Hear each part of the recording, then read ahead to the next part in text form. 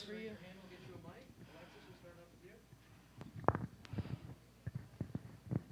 Now, now that you've talked about just that adrenaline rush kind of, getting you going, what, I guess, powered that, or what was kind of the igniting force behind that adrenaline getting going tonight? Um, just pure excitement. Like, we played them home last year, and it was definitely a loss. And this year, we get to play them again at home, and I think we came out with that hunger mentality, and it just helped us to motivate each other and even tell the ones that came in as their first time playing them that we have a reason, and we don't play around this game, like we don't play around Kentucky, and it's just the history that's been made behind playing Notre Dame. But no respect to them. This is a great game. It was a great game for everybody to see, and they're a great team. So they push us to our limits, and we push them to their limits as well.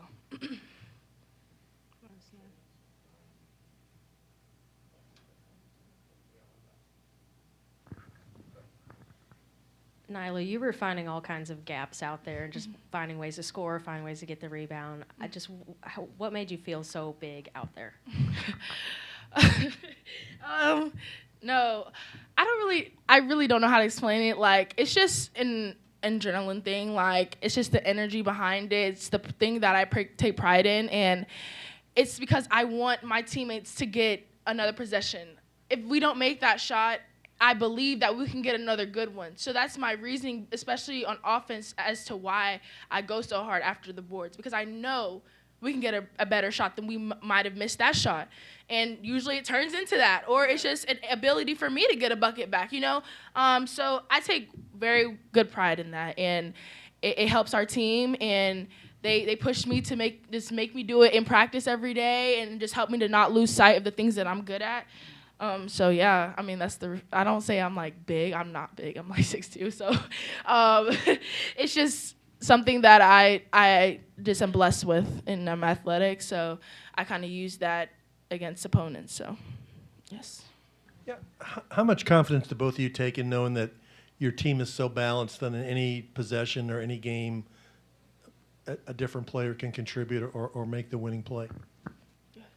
I would say just knowing the team that we have, it kind of, boosts each other's confidence all around because I can have an off night, but I have Jada. I know she's going to back me up. We both play point guard, so even if I'm not having a good night, I'm going to cheer her on to do the best. So whatever one lacks, the other brings, and I think that's what's unique about our team. Yeah, the second one she said, that's really what's the most unique part about our team is we have great, not only people, but great players in every position, and everyone's talented to score the basketball. So it's not that one person that has to score every single game. It's not they have to come out and be ready and they have to be on their A game, because you're going to have games where you're not perfect. But that's the reasoning behind Coach Walls and the staff, recruiting other players in that same position, because not everyone's going to have a great night, and it may be someone else's night, but we just have faith in each other, and we know, like, okay, it's not my night tonight, but I know O got me. Or it may not be Nina's night, like she said, Jada has her. So it's just a domino effect, and that's the part about us being unique and how we win. Kind of a two-part question. It just seemed like you guys were able to work the outside and then work inward as far as getting those, threes, and then they're kind of getting off balance there. What did you see in the scout that allowed you guys to just kind of do that? And how important was it to be patient with some of those looks as well? It was what's crazy is in practice we really worked more on scouting them than our offensive game. We just trusted everything, the plays. We made sure that we went through the plays. Now we had some plays in the game, as you could see when they went zone on us, we had trouble keeping the ball in the high post and not turning the ball over. But we made sure that we kind of learned from those mistakes and moved on, and Coach Walls does a great job of helping us make reads, not only in one offense of play, but also in another one. So I think that's what was really important tonight, was making sure that we can make plays off of different actions, and it's not just one action, and that's the play that we have to use, and it has to be the same read every single time. Every play that we have, we're able to make different reads off of it. That's why we're so good at scoring at different on the wing or in the post, because every play is made through those specific spots. I would say to piggyback off of Nyla, just bind into our coaches and what they see. Obviously, they're going to put us in a set, and we have to play through it. So I think when we, got stopped a few times by Notre Dame in their zone, we just had to adjust. So just coming out the game and seeing different reads and what's open, just trusting each other and trusting our coaches and buying into what they have to say.